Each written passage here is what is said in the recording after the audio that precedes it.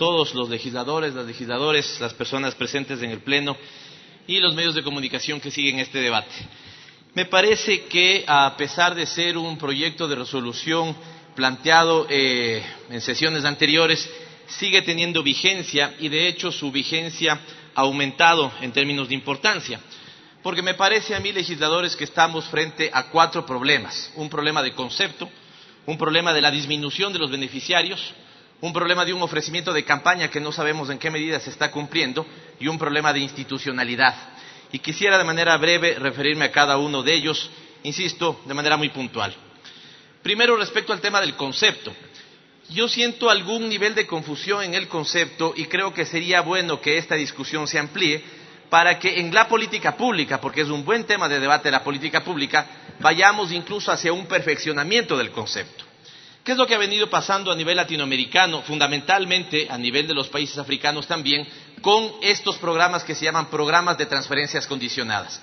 Surgieron a mediados de los 90, auspiciados sobre todo por algunos municipios progresistas en el caso del PT brasilero, pero después fueron tomados por la banca de cooperación, fundamentalmente el Banco Mundial, y se convirtieron todos en un programa donde se daban transferencias económicas hacia segmentos pobres, poniéndoles una condicionalidad de por medio. O que lleven a sus hijos a la escuela, o que vayan las madres a cuidados médicos, chequeos médicos, o cualquier otro tipo de condicionalidad importante en la política pública. Pero con el paso del tiempo, esto se ha ido convirtiendo más bien en lo que podría llamarse un piso de protección social. Es decir que hay países como el Ecuador de hace algunos años que combinaba 2 elementos: la transferencia monetaria que yo le doy a un hogar, más una transferencia no monetaria que le doy a ese hogar. Por ejemplo, útiles escolares, por ejemplo, uniformes escolares, y la suma de los dos, lo monetario más los no monetario, constituía un piso de protección social. ¿De cuánto es eso? Habría que valorar. Ya no son entonces $50 llanos, sino que podrían ser $200, $300 que la familia deja de gastar para compensar su consumo y atender eso de otra forma. Siento que ese debate que fue caminando en una perspectiva de ampliación de derechos vuelve a un debate más bien compensatorio. Doy el bono a quienes terminan siendo golpeados por determinadas políticas, en este caso ya no sociales, sino más bien económicas. Entonces aquí hay un importante tema de debate. ¿Seguimos trabajando en un bono anclado con las viejas transferencias condicionadas monetarias o vamos hacia un bono que sea más bien parte de un piso de protección social? Que no solamente tiene que tener como objetivo prioritario al segmento pobre, debe tener como objetivo prioritario al segmento vulnerable.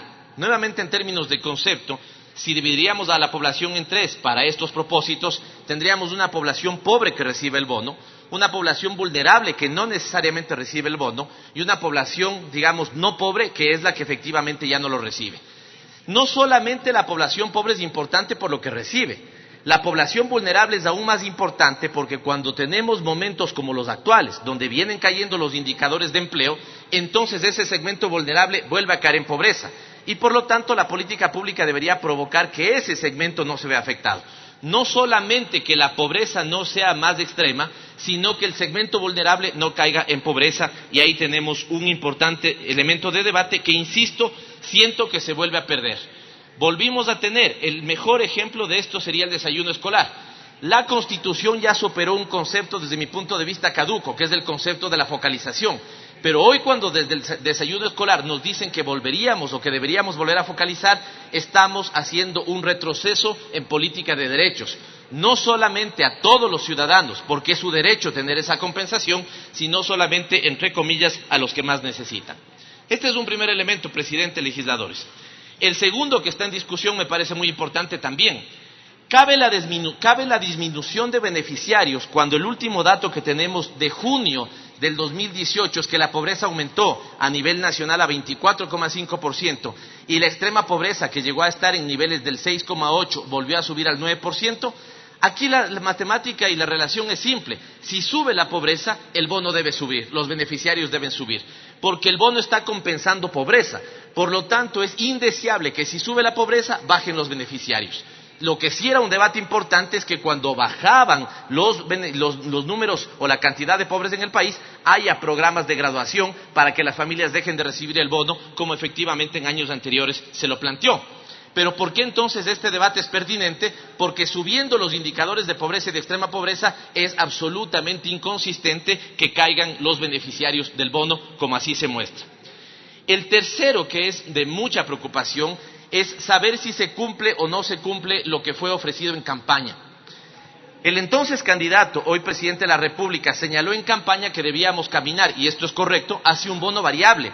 Es decir, que las familias no deberían recibir $50 por estar en una situación de vulnerabilidad o pobreza, sino que esto podría subir hasta los $150 con determinadas condiciones. Voy a poner dos ejemplos. Si mi objetivo fundamental, y este debe ser el objetivo prioritario de todo Estado, es desarrollo infantil integral, por ejemplo, que mis niños de 3 a 5 años vayan a educación inicial, o por ejemplo, los niños de 0 a 3 años tengan nutrición, tengan estimulación temprana, tengan cuidados, digamos, del momento que nacen, entonces yo debo priorizar a que si una familia tiene niños en ese segmento 0 a 5, les doy un poco más, con la condicionalidad que estos niños estén en programas de desarrollo infantil integral. Si tengo un segundo objetivo prioritario en política pública, y es que los que están entre 14 y 16 años terminen el colegio, no solamente se inscriban para los 3, 4 primeros años, sino que terminen el colegio, eficiencia terminal en la secundaria, que sería el propósito, entonces también doy un poco más de recursos para las familias que tienen chicos entre el segmento de los 14 y los 16 años. ¿Se está cumpliendo así? ¿No se está cumpliendo así? ¿Ha llegado a los $150? ¿No ha llegado a los $150? ¿Cuáles son los criterios que estamos priorizando? Este es el debate fundamental, por lo tanto cabe que las autoridades vengan a explicar si es que eso está pasando. Y para finalizar, presidente, que aquí este tema no es menor, se ha topado el tema de la institucionalidad. Puede ser, aunque este es un debate bastante superado hace algunos años, que todavía surja esta pregunta de si se maneja esto políticamente o no, o el problema del subregistro o sobreregistro, que lo que plantea para el Ecuador o para todo país es, hay gente que no debería recibir el bono pero que lo cobra, hay gente que sí debería recibir el bono pero que no lo cobra. Esto fue bastante superado hace al menos unos 5 o 6 años, porque cuando ustedes tienen en tiempo real el registro social con las necesidades de la población, entonces ese problema disminuye. Porque la política pública está monitoreando prácticamente de manera permanente si quienes deben recibir el bono están recibiendo y quienes no lo deben recibir dejaron ya de recibir. Aquí hay un gran cambio importante y siento que de esto también se dejó de debatir. ¿Qué formas tendríamos de hacer esto? Es como el problema de los censos. El Ecuador es de los pocos países que sigue haciendo censos cada 10 años. Cuando hay otros países de política social avanzada que esto lo atan a registros administrativos.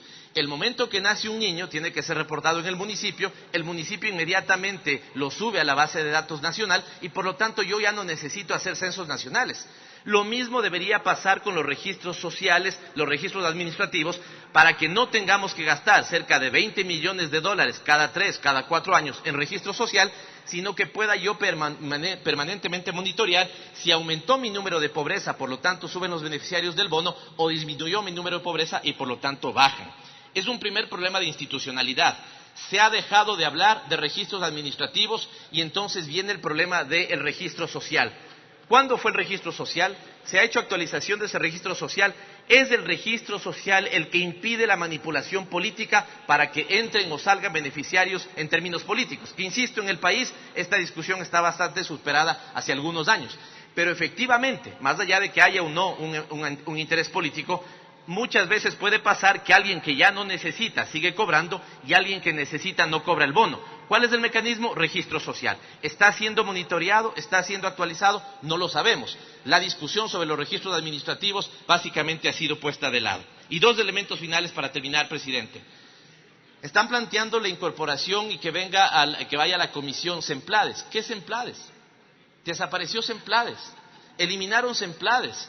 No hay un Estado que pueda caminar correctamente si no sabe a dónde camina, y eso es lo que pasó. Entonces aquí sí habría que hacer una corrección seguramente. Pongamos de manera general que vayan las instituciones pertinentes, porque la Secretaría de Planificación fue sepultada en este gobierno. Y la Secretaría de Planificación, ¿por qué es importante? Porque es la que podría llevar, junto con otra institucionalidad que fue derrumbada, el Ministerio Coordinador de Desarrollo Social, llevaban el registro social. ¿Para qué?